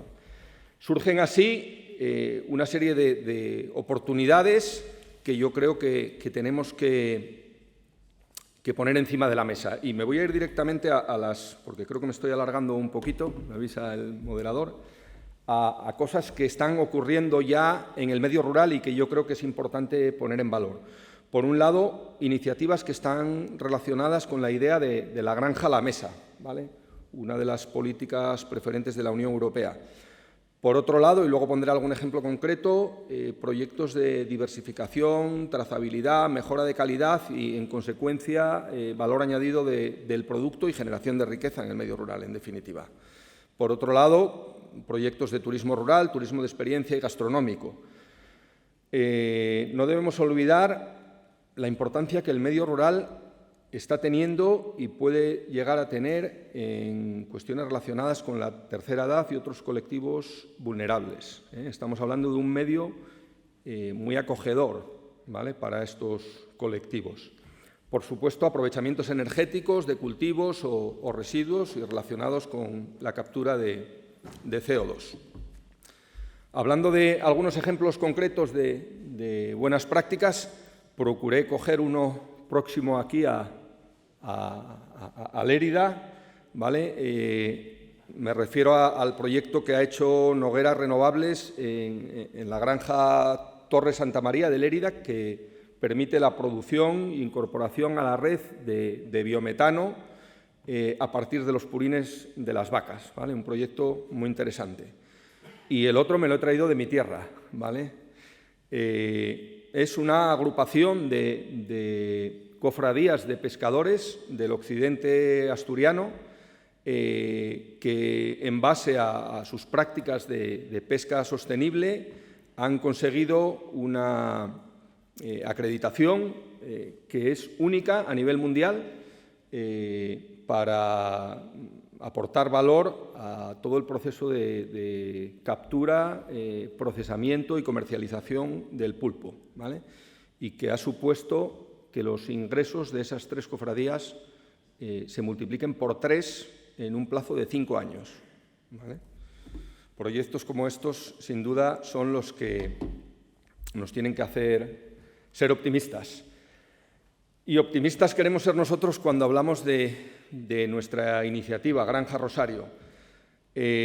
Bueno, esto responde de alguna manera a algunos sueños de juventud que yo compartía con compañeros como Fernando y María Jesús, que tengo aquí sentados apoyándome, como compañeros de promoción, que luego, de alguna manera, pues tuvieron continuidad en un proyecto que se hizo para Posada, una empresa de allí de Asturias que trabaja en el movimiento de tierras y la demolición, y que luego pues, tuvieron el reconocimiento y el apoyo del Instituto de la Ingeniería de España, de la ANIA y como gran socio, Cero Huella.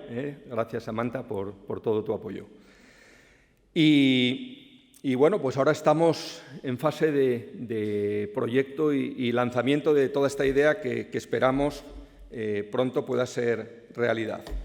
La misión del proyecto es impulsar el medio rural, la preservación del medio ambiente y la vida saludable y colaborar a la mitigación del desequilibrio demográfico.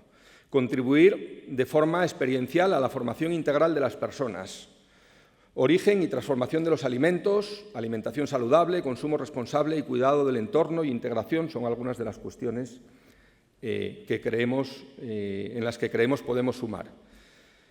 Y, por supuesto, una vocación de transformación social a través del turismo rural de experiencia, la educación, la concienciación social y la innovación. Los valores que nos mueven son poner en valor la trascendencia del medio rural en las sociedades modernas, la multidisciplinariedad, interculturalidad, intergeneracionalidad e integración del proyecto y el aprendizaje experiencial, la innovación, la alimentación saludable, el consumo responsable. Por supuesto, todo esto en un proyecto eficaz, riguroso y comprometido. El proyecto tiene una parte fundamental que es la producción agroforestal, otra que es la transformación de productos, otra que es el turismo experiencial y otra que es la formación, concienciación e innovación. Todas estas 4 patas se complementan entre sí para generar actividades experienciales que los visitantes al complejo hacen y de las cuales, lo más importante, concluyen, aprenden y se van con una visión del mundo rural distinta de la que seguramente traían. No me voy a extender más porque creo que ya me estoy alargando un poquito. Simplemente mis agradecimientos a Samantha, a Maricruz, a Posada y, por supuesto, siempre los tengo en mente a los que fueron mis profesores y compañeros de promoción y en especial a María Jesús y a Fernando. Muchas gracias a todos.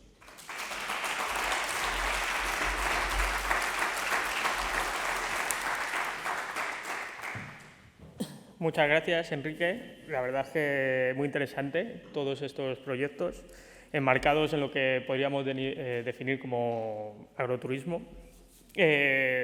Pensándolo así, yo me acuerdo de que este verano estuve de vacaciones en Portugal y en el Alentejo portugués hay muchos proyectos que son agroturismo, porque aquí en España es turismo rural y se viste un poco así, pero iniciativas experienciales y sobre todo de comunicación, que me dedico al final yo a la comunicación digital, son súper importantes para transmitir los valores y todo lo que se está haciendo en el sector. Vamos a pasar a la siguiente ponente, ¿vale? Vamos a intentar ajustarnos a los tiempos para disfrutar del café y después que puedan abordaros a todos los ponentes a preguntas en el networking. Y vamos a pasar a Elena Bermejo, jefa de departamento de Traxatec y desde 2014 forma parte de la Junta Directiva del Colegio Oficial de Ingenieros Agrónomos del Centro de Canarias como vocal. Nos va a poner un poco las cifras de esta temática del Congreso, que es el reto demográfico, ya que estuvo embarcada en el proyecto del Censo Agrario del 2020 y nos va a hablar un poco de ese trabajo. Cuando quieras, venga.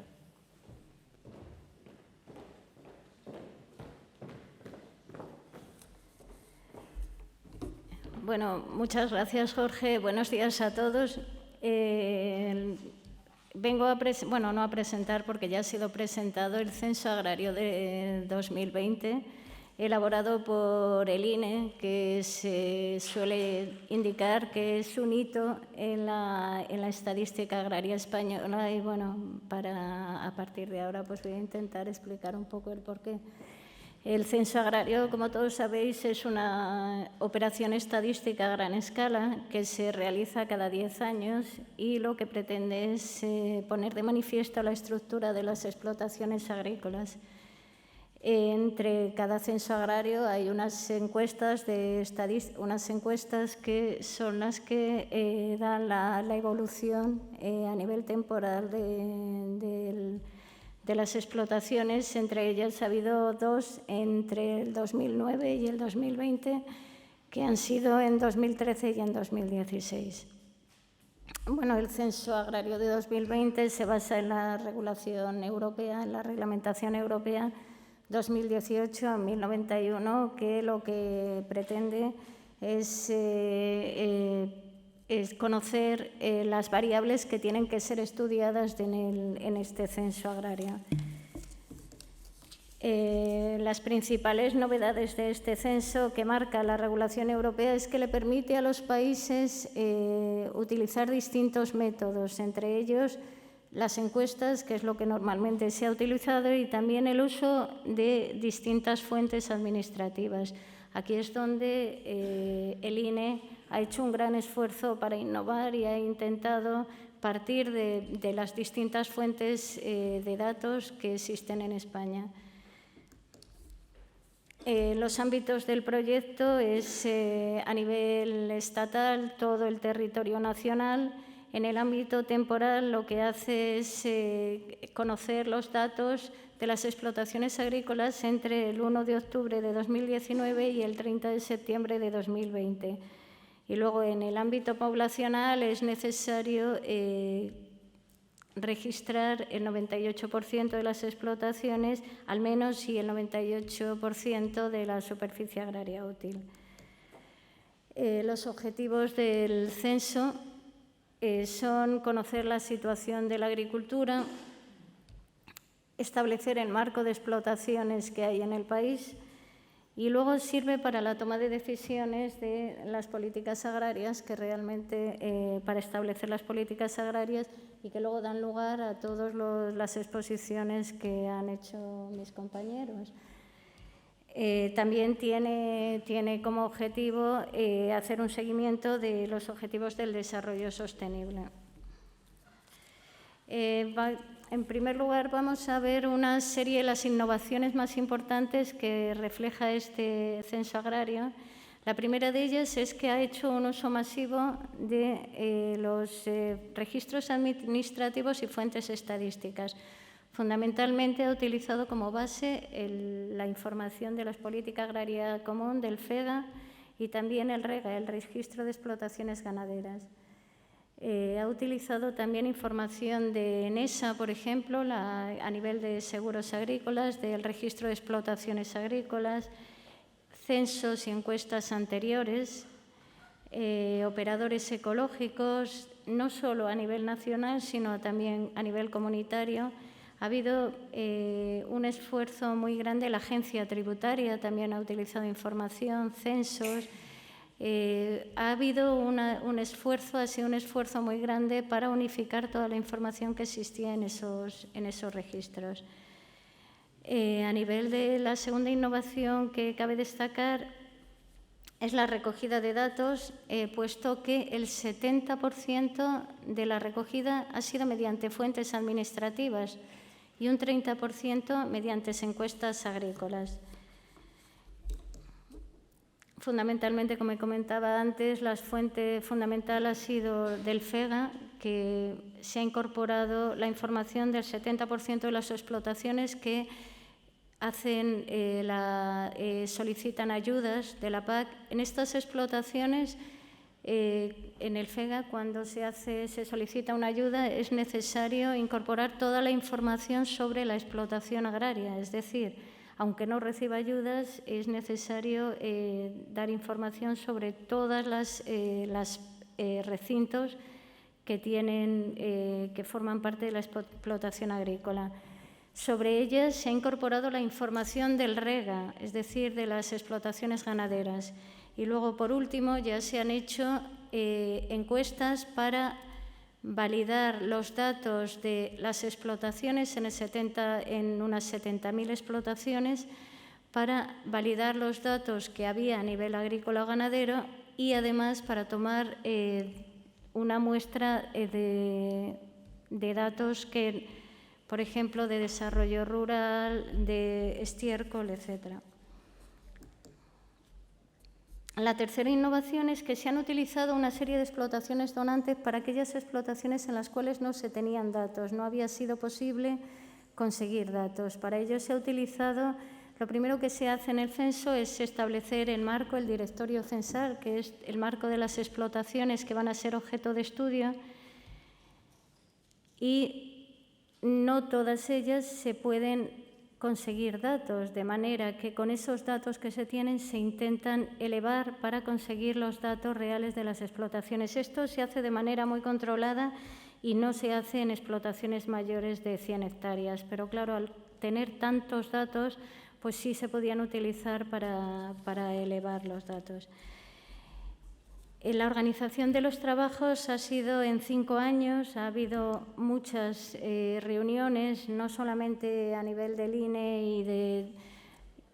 y de Traxa, sino también a nivel de los distintos del Ministerio de Agricultura, y para conseguir aunar la información existente. El INE le gusta mucho comentar y efectivamente que es un modelo de colaboración no solamente entre el INE, entre sus unidades, sino también con un modelo de colaboración interinstitucional. Traxatec lo que ha hecho ha sido dar soporte a todos estos trabajos. Bueno, algunos hitos que se han alcanzado es que se considera uno de los mejores censos de la Unión Europea. Ha sido un éxito masivo el uso de registros administrativos. Ha habido una disminución muy grande de la carga a los informantes. Antiguamente todo el censo, la mayor parte, desde luego en el censo, se hacía mediante encuestas. Ahora mismo solamente ha habido un 30% y además ha sido un censo, se puede elaborar un censo continuo en las explotaciones, puesto que al utilizar registros ficheros administrativos la actualización es mucho más rápida y más inmediata. Se han reducido los plazos y, en consecuencia, también se han reducido los costes. Hay una serie de lecciones que se han aprendido y es que hay una dificultad muy grande en la recogida de información. La tasa de lo que llamamos limpios, que son aquellos cuestionarios que una vez que se han recogido viene toda la información y la información se puede dar por correcta. Hay algunas fuentes administrativas que ha sido muy costoso incorporar, pues porque, claro, cada fuente administrativa está hecha para lo que está hecho, no está hecho para el censo. Entonces, muchas veces ha sido muy complicado la incorporación de esas fuentes y hay algunas que simplemente han servido para marcar el directorio de explotaciones. No ha sido posible obtener datos efectivos de ellas.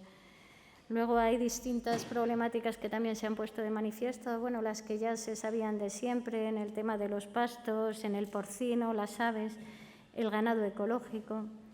Y luego el gran problema que ha habido ha sido a la hora de comparar con las distintas fuentes con distintos datos.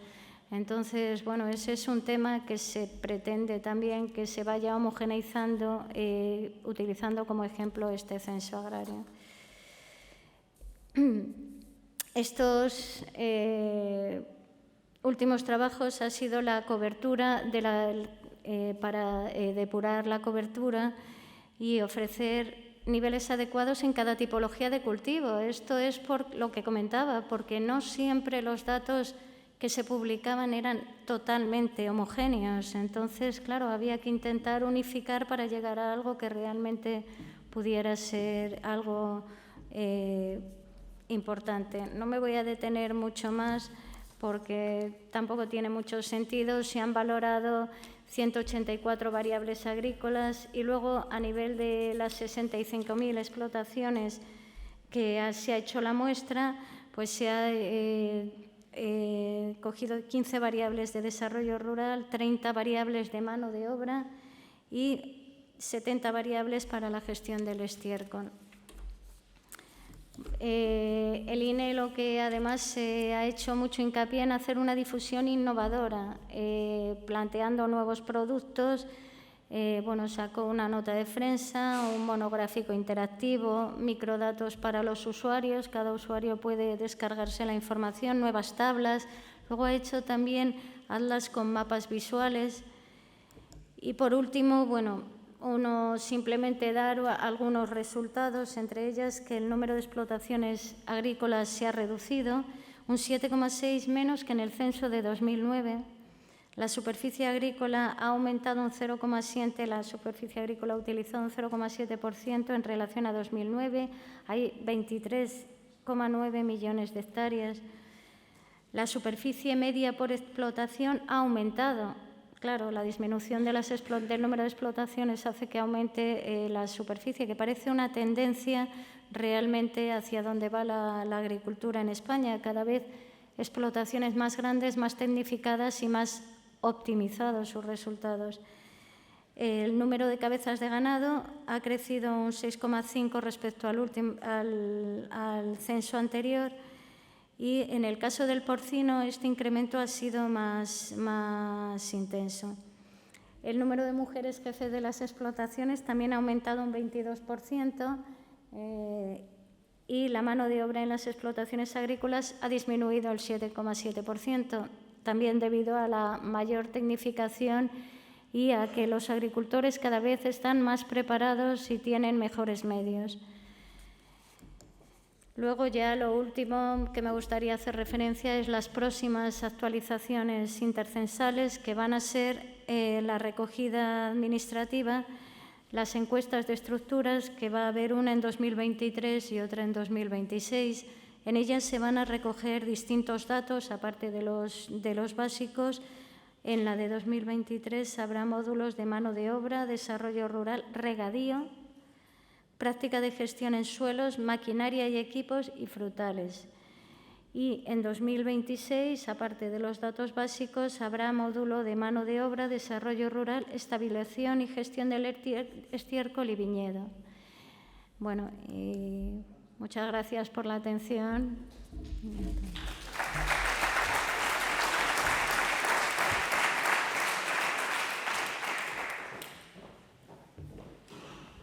Muchas gracias, Elena. Como decía, poner datos siempre está bien para centrarnos. Creo que los datos son muy explicativos, con un número de explotaciones en descenso, pero una concentración, ya comenta la superficie, y sobre todo también, que aquí también interviene un poco la tecnología, esa reducción de la mano de obra puede que tenga algo que ver con el aumento de tecnología, etcétera. Vamos a la última ponencia, a cargo de José María Gil, especialista de productos en cubota en España para compactos y áreas verdes. Es graduado por Ingeniería Agroambiental de la UPM y nos va a hablar un poco de las tecnologías que se están aplicando ahora a la maquinaria agrícola y los tractores. Te voy a pedir que te ciñas a las 5 diapositivas que me has dicho que tenías y todo tuyo.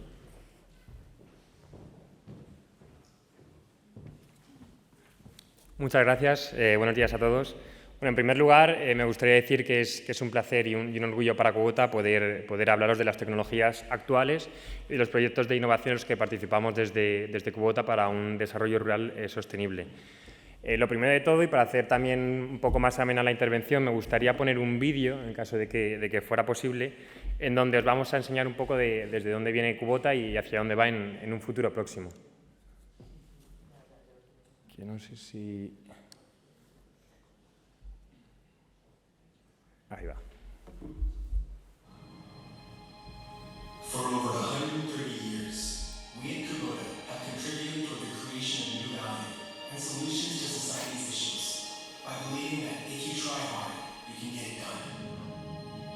Producing Japan's first iron water pipes with alkaline minerals, improving agricultural productivity, and supporting urban development to fit the rapidly developing world of today.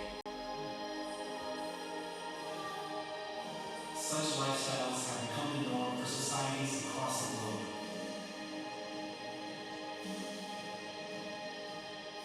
But if we look toward the future, a lot of issues still off the path. We want to free people from the time spent on farming by enhancing productivity and safety through sensing and AI-controlled management systems.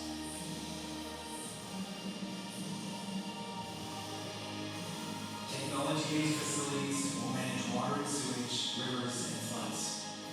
We hope to promote the circulation of water resources and waste through converting waste into fuel and fertilizer.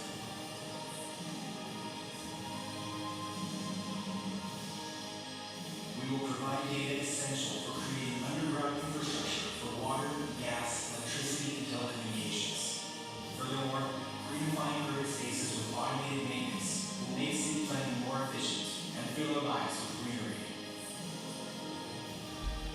As one Kubota, we will continue to support life worldwide as we work toward a better future.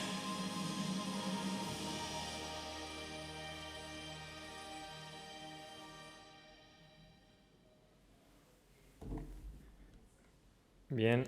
Bueno, como habéis podido ver, Kubota es una empresa japonesa fundada hace más de 130 años. En un principio se dedicaba a la construcción de conducciones hidráulicas para la canalización de agua potable y poco a poco fue evolucionando en el mundo agrícola. Nos fuimos centrando más en eso, en el mundo agrícola, y a mediados del siglo XX se fabricó el primer tractor fabricado en Japón. Hoy en día tiene más de 186 sedes repartidas por todo el mundo. Somos más de 42.000 empleados a nivel mundial y, más concreto, en España contamos con más de 50 puntos de venta pues, repartidos por toda la geografía nacional. A día de hoy, Kubota tiene tres pilares muy claros, que son la comida, el agua y el medio ambiente. Entonces, todos estos pilares nos llevan hacia una dirección muy clara, que es la de desarrollar productos para una agricultura sostenible, un desarrollo rural sostenible. Uno de estos productos, que hay que decir que es una realidad, se trata de un tractor eléctrico. Ya se ha probado con distintos clientes y empezaremos a recibir las primeras unidades a principios del año que viene.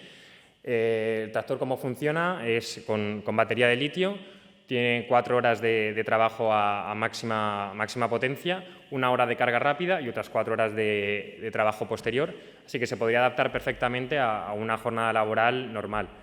Como hemos enfocado este tractor eléctrico es a labores agrícolas, debido a su transmisión hidrostática, que es exactamente la misma que utilizaríamos en nuestro modelo de motor diésel, una velocidad de 20 km por hora y una bomba hidráulica para distintas aplicaciones de 20 litros por minuto, que es también exactamente la misma bomba hidráulica que utilizaría el homólogo en motor diésel. Y luego, para mantenimiento de áreas verdes y espacios públicos, debido a que dispone de una toma de fuerza ventral y una toma de fuerza trasera, se le puede implementar una plataforma de corte y a la hora de segado de parques y jardines en ciudades pues sería bastante interesante.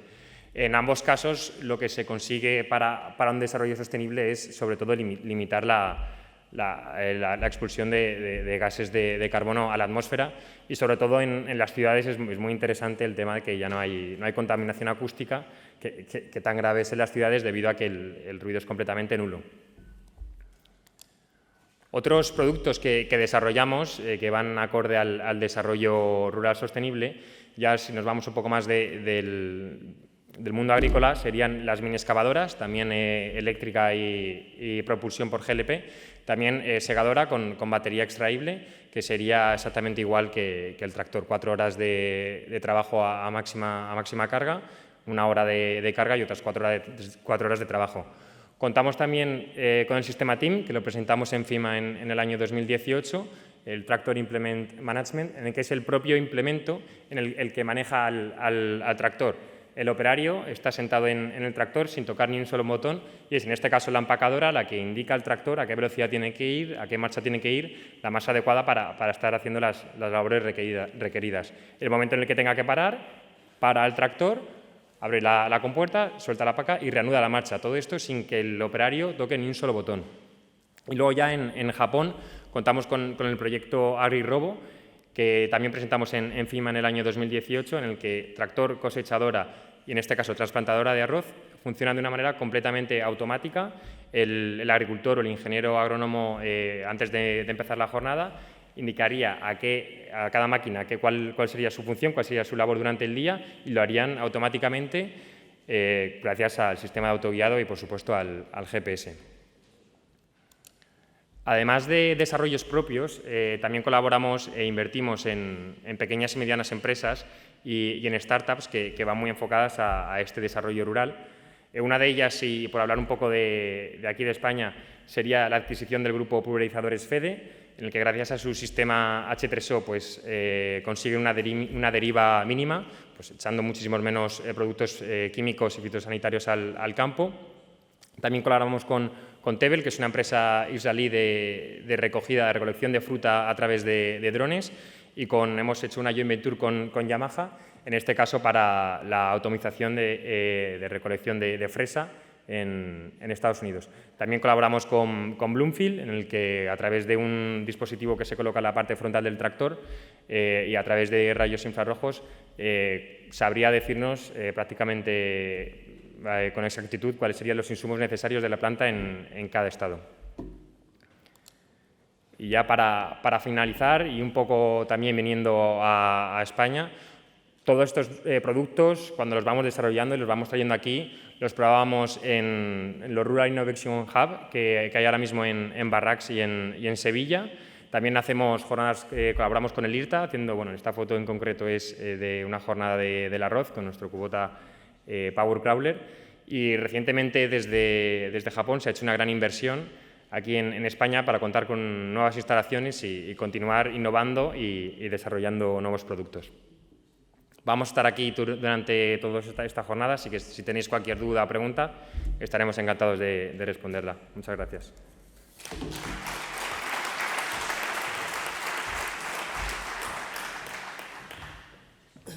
Muchas gracias, José María. También siempre me gusta ver las tecnologías aplicadas al tractor, porque cuando llegué al sector siempre escuchábamos frases. Una, que un tomate tiene más tecnología que un iPhone, con la mejora vegetal, etcétera, y dos, que los tractores cada vez más se parecen a la cabina de un cohete espacial. Y no sé en qué porcentaje son real, pero se van caminando a ello. Pues muchísimas gracias a todos los ponentes. La verdad es que nos habéis dado una perspectiva bastante amplia de este primer área temática, y nada, solo queda disfrutar del café. Todas las preguntas, supongo que no tendrán conveniente los ponentes que les abordéis en el café, y nos vemos después a las 11:30, un poquito más, en la mesa de consejeros, en esta sala, ¿vale? A las 11:35, 40. Muchas gracias.